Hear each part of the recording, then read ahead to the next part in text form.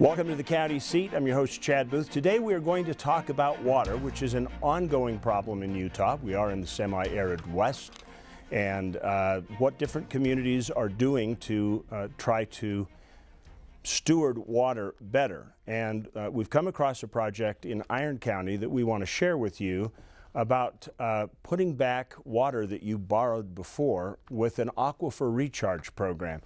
Now, that sounds kind of far-fetched or a little bit scientific, but it really is a nuts and bolts practical solution to a problem. Let's find out how it works. Here's Derek Dowsett.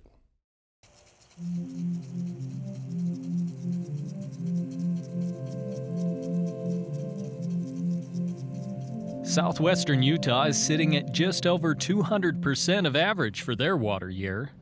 And while many communities are making preparations for flooding, in Iron County, people like Commissioner Paul Cousins are excited because they have a plan for all that extra water. Our goal is everything that comes out of that canyon that the farmers don't use, we want to put in the ground before it gets to this point.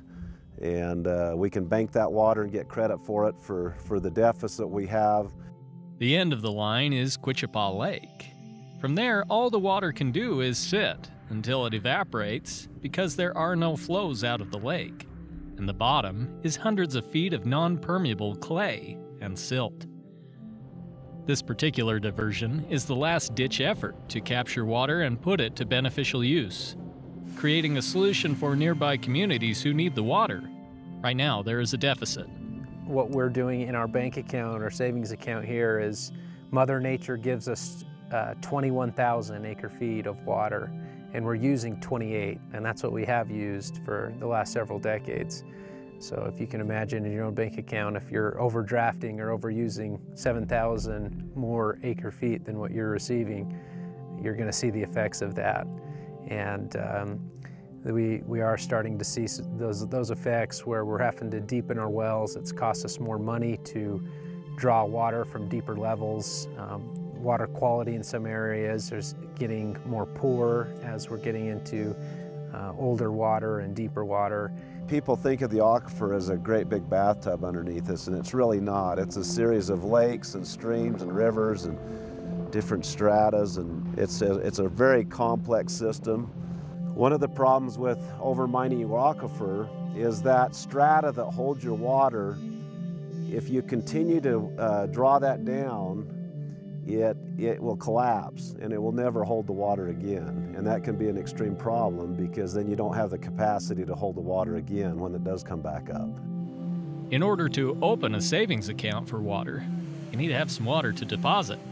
For Utah, the second most arid state in the Union, when it's dry, it's dry. But when it rains or snows, well, you know what happens. We were using these ponds for flood control at that time. Well, after 2005, when the flooding situation went away, we came up with the idea that these ponds could be a good resource for groundwater recharge. And so ever since then, we've been pulling water out of Coal Creek, mostly during the early and late spring, to recharge that water in these two ponds. And it's been very successful. We recharge approximately 500 acre-feet a year. You know, we have about 10 2-million-gallon tanks in the city. That 500 acre-feet a year will fill those one of those 2-million-gallon tanks 80 times in a year. This recharge kind of spurred several other recharge projects we're doing around the valley. You know, we've done these recharge projects. They said, why didn't we do this 30 years ago? And it's too bad we didn't, but we're doing it now and we're learning and moving forward.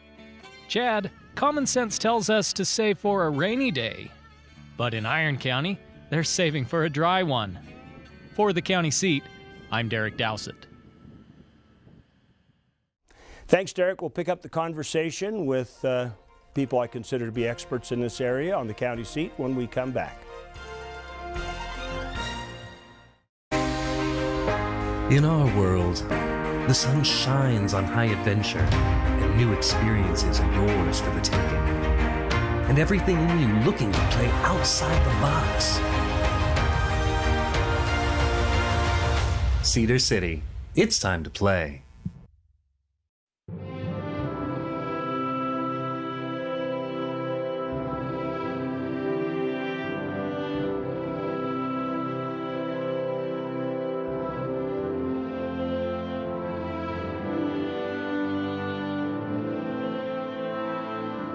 In a place that is beyond words, there is nothing to be said, except take your time in Bryce Canyon country.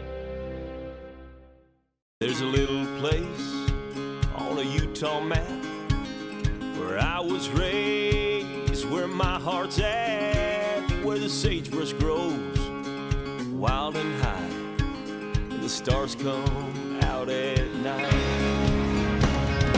Oh, there ain't nothing like being raised in the basin with a Ute reservation, skiing starvation, that Duchesne County life.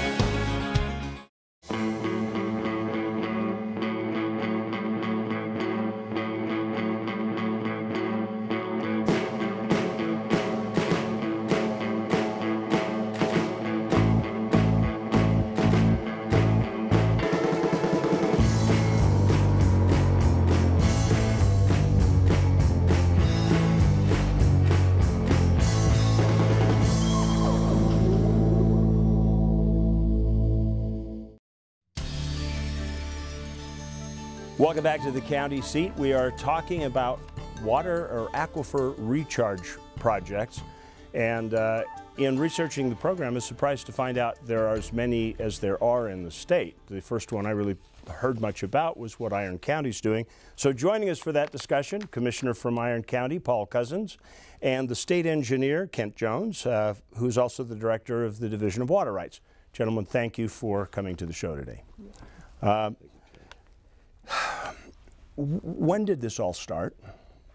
You know, it's just now, people are now in the public just starting to hear about it, but when did the recharge concept start in Utah? Well, in Iron County, it started probably back in 2005. Coal Creek, which is the creek that comes out of our mountain, there in Cedar City, it's typically quite dirty. It's got a lot of sediment in it. And in 2005, our city engineer, Kit Wareham, realized that we had a lot of that water going out to a lake called Quichapa. It's a terminus lake where it's got a lot of clay and it just evaporates. The water's wasted. And so they had done some construction on the airport and left some nice borrow pits along the airport. And they devised a plan where they could divert that water into those basins. It's a very gravelly structure, and they found that that water percolates into the aquifer, and they can, so typically in the winter months when it's very clean, it's difficult when you put water in these basins because the silt can seal them off and it's hard to perk, but that winter water is typically very clean. And so they started putting between, I think depending on the year, between 500 and 1,500 acre feet per year in the winter months into those basins. And they just soak on down and into the aquifer.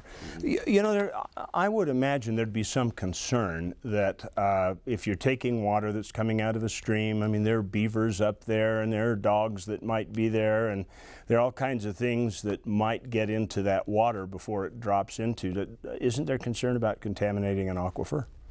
You know, there is concern about that, but and if you're going to take that water and try to put it deep into the aquifer, it actually has to be clean to drinking water standards, okay, before you can put it in there. But if you put it into a surface seepage pit, it actually, the soils will clean that water as it moves down through the soil before it reaches the pristine aquifer.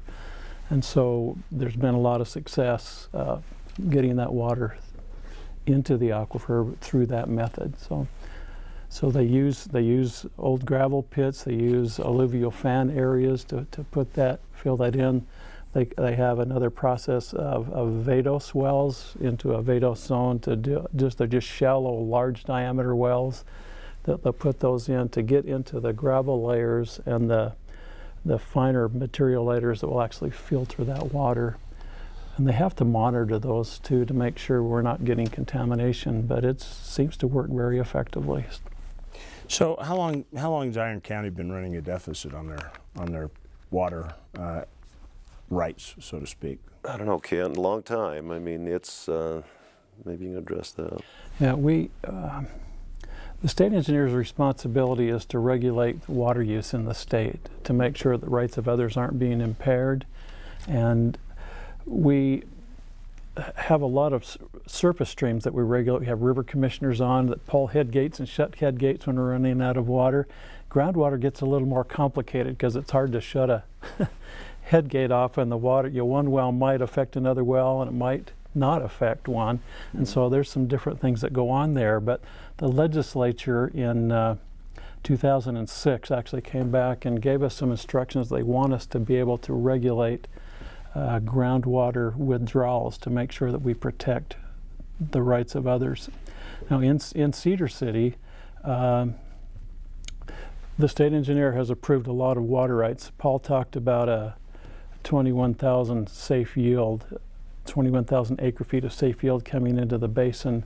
We're actually pumping 28,000, which means the groundwater is declining. We've been watching that for a while to see what we can do. We've actually had some land subsidence in the area where the land has dropped and caused some problems associated with that. And so we came in and started investigating. As we pulled the numbers together, on paper, there's actually about 50,000 acre feet of water that have been approved for use in that valley, but yet we're only using 28, which exceeds the safe yield. So we're looking at that. We're trying to say, how do we get that in balance? And so as I looked at the priorities of rights, as we go back through the history of approval of things, actually anything with a priority later than 1934 probably is going to exceed, if they're all put to use, it's probably going to exceed the available water. So how much do long-term weather patterns have on that impact? They impact the groundwater basin significantly. We've done some studies on the groundwater basin. In fact, we've actually modeled it from 1940 to 2015. And this is a part of a PowerPoint presentation that we prepared for you guys, but it actually showed it. And it shows the groundwater trend starting to go down. We hit the mid to late 80s, and we saw a rebound and almost a recovery at that time because it was wet, really wet then, and then it's gone back down. It recovers a little bit on our wet years, but the general trend is we're pulling more out of there than on average comes in. So weather patterns make a significant difference. But on our drying patterns here, we just need to think wisely. We've been fortunate. In 2017, we had a 200% snowpack, and this year as well. So we're trying to create a lot of these different projects of recharge, so when we do have the water, we can put it in the ground. That's got to be frustrating, though, because in those 200% years, the water that's coming off the mountain is going to be pretty silted. And so you're still seeing all that water go by because it's not the kind of quality water you can put into the aquifer. We've got 7 really good recharge projects right now in Iron County, and some of the major ones. We started in 2017. There was a large gravel pit that the parent company of Western Rock, which is Staker Parsons, allowed us to use that gravel pit to divert water into. And even though it's got some silt into it, it drops down to the bottom of the pit, but it perks through the sides of the pit. And we found, as we were putting about 50 acre feet a day in 2017, as that water rises, it creates a head pressure, which also actually pushes in the ground. So at some point when that water was so deep, it created enough head pressure that it didn't, as much as we were putting in, it didn't raise any.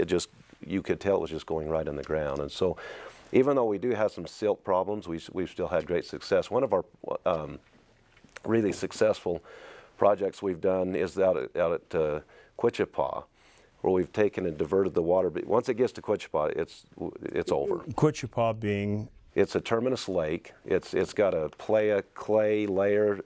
It's eons of time. The clays that have come off cedar breaks have deposited out there. They estimate there's probably 400 feet of clay under there. There's just no way for that water to perk down the aquifer. So we need to capture the water before it gets there, because once it gets there, it becomes so contaminated with the TDS levels that it's unusable.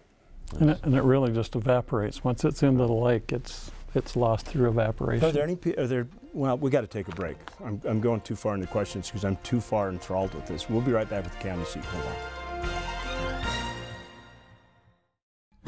Utah has a national treasure where winding canyons stretch to the horizon, where nature forms elegant structures, and where iconic monuments of the West stand tall. Visitors around the world come to get a glimpse of southern Utah's legendary landscape and landmarks.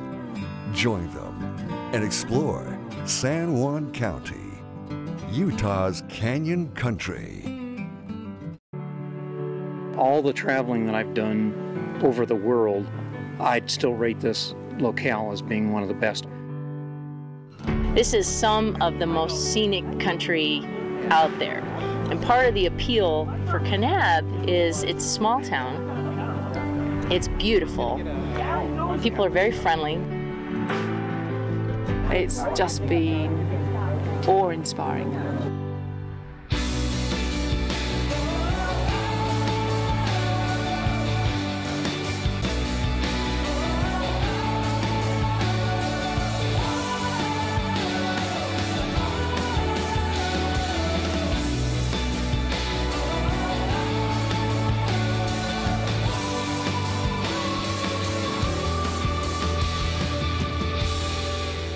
You just couldn't find a nicer place to come.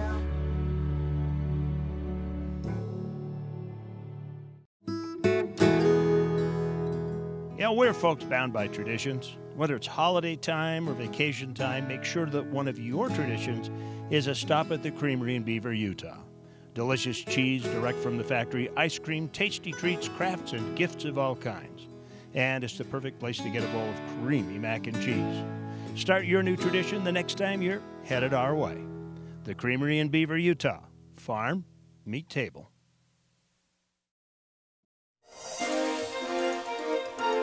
Welcome back to the county seat. We're talking about groundwater and aquifer recharging, particularly looking at Iron County.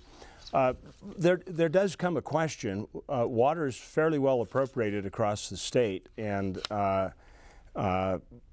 there are downstream communities and a lot of river systems that have rights that are coming their way. You have to be careful, I suppose, on how you do that. What makes the ideal candidate for a water restoration project? What kind of river system or what kind of conditions would you look for? Well, we're very careful in our basin to not impede the use of the agricultural use of that water. These farmers have rights to that water, so our goal is any water they don't use or have rights to, we want to take the water that would end up in Quichapa and be evaporated. We want to try to put that in the ground somewhere. And we watch very closely too for those waters, because if it's naturally flowing and it seeps into the ground, and they want to say, well, we're going to capture it up above and put it in to the ground, we're saying, well, it's already going into the ground. You can't really get credits for that. So we have to look for that amounts of water that's actually being lost to the system. And if we can identify water that's lost to the system, then that's water that we can recover and put into the ground for use. How many of Utah's basin systems have a terminus lake? I mean, obviously the Great Salt Lake, Sevier Lake would probably be another one. Well, Parowan right next door, which they're going through some of the same challenges we have. They've got the Little Salt Lake, which is basically the same issue. And Parowan is dealing with these same kinds of issues. They've got significantly declining groundwater levels, and they need to figure out what to do with their water to help them recover too. So they're struggling with the same things that they are in Cedar City Valley, but they do have a terminus lake there too that they could function from. And they're working on that. They've got some exciting things and plans, and they're moving forward on some things over in that valley as well. So I look at water situations and not wanting to rile anybody. I know that at one point Iron County was supposed to be part of the Lake Powell pipeline, and then they withdrew from the pipeline. And I know there have been some water issue conflicts with neighboring counties.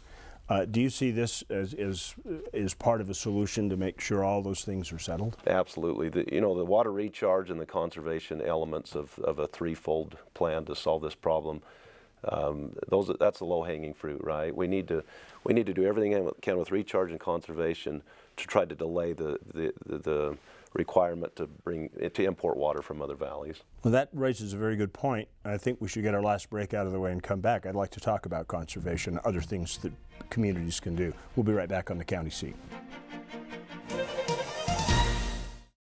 There are meetings, and then there are gatherings. At the Davis Conference Center, we know the difference. Turn your event into something more than just another business summit. With over 70,000 square feet of flexible meeting space, state-of-the-art presentation amenities, and inspiring architecture, the Davis Conference Center is designed to deliver stellar results in a majestic setting. Take your convention to the next level. Schedule now at davisconferencecenter.com.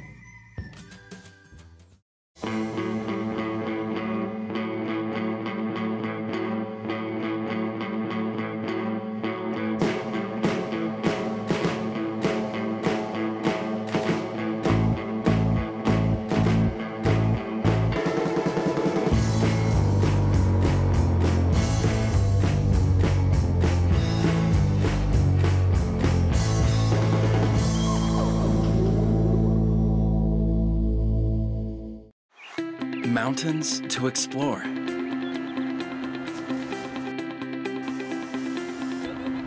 Adventure to be had.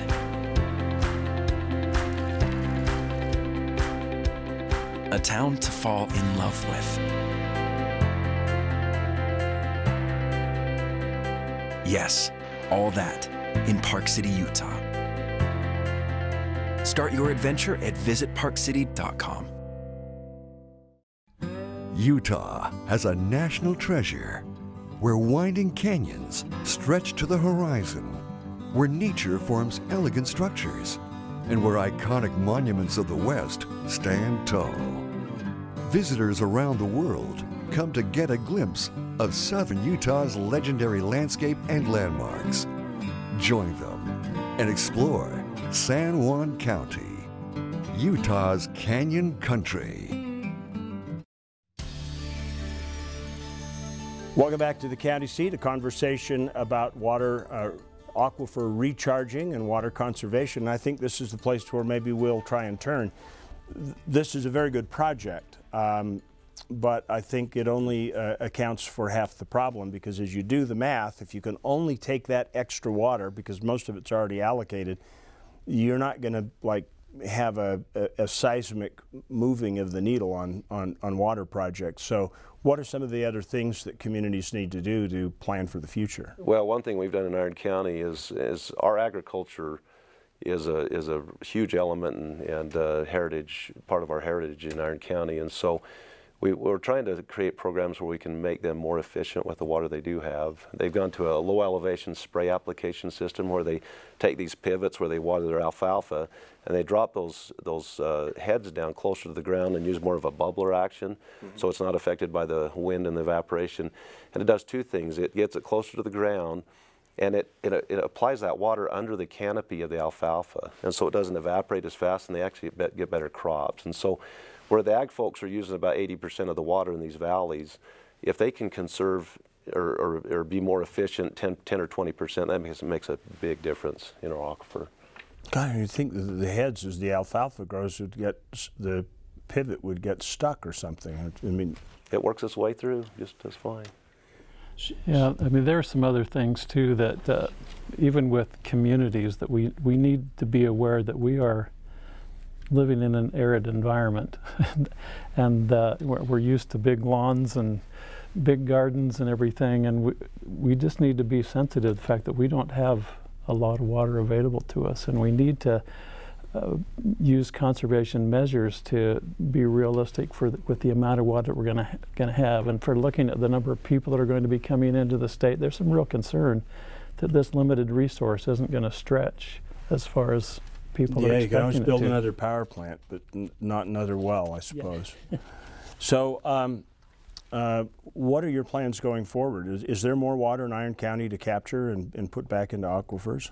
It all depends on the year. Like I said, 2017 was a high water year. This year we've got water coming out of our ears. There's a lot of it. We're trying to build a reservoir down before our recharge project at Quichapa. We're trying to build a 40-acre reservoir where we can capture those high flows and save that water, and then we can take that water in slowly, because we can only recharge so much at a time. So we can take that water out of the reservoir it can drop the sediment, and then we can take that water and recharge over a month or two. So if you create a recharge system or ponds or trenches that are feeding into the aquifer, and you don't have enough water and they sit idle with just, you know, bare rock showing, do they become ineffective? I mean, obviously they're not recharging, but could you build a series of them for those high water years and just have them available? Yeah, really, that's something that could be done, yes. And that's what we've done. We've got about 7 really good projects built, and that's the goal, is to have as many of these projects online and ready.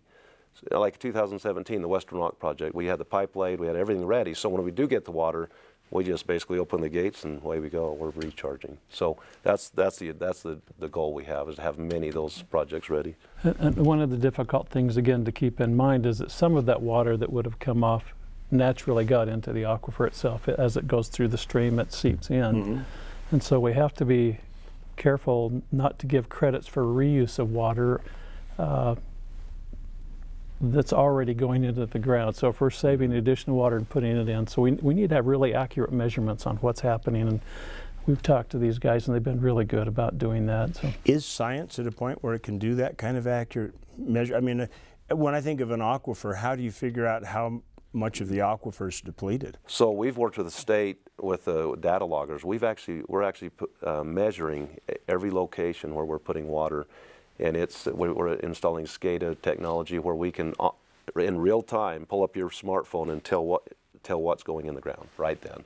So there's some neat technology that we're using. Yeah, and the more data, the better. And so we're trying to get things measured to show exactly what's happening. And yes, we can get a pretty good handle. We've had the U.S. Geological Survey in doing some studies and evaluations of how the water moves through the system, and we're using I mean, it's the best science available, that we're being able to use that and make some determinations. And the legislature said, well, we can look at that from time to time as the science evolves, and we can adjust our programs. But we've got some pretty good data right now that we can make those decisions.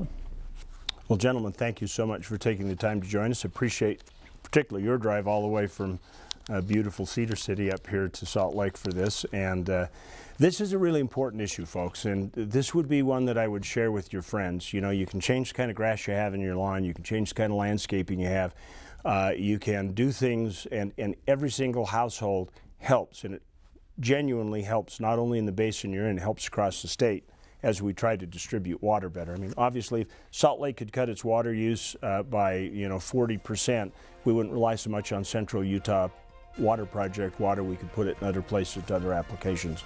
So, gentlemen, thank you. Remember, local government is where your life happens. Be part of the situation, and we'll see you next week on the County Seat.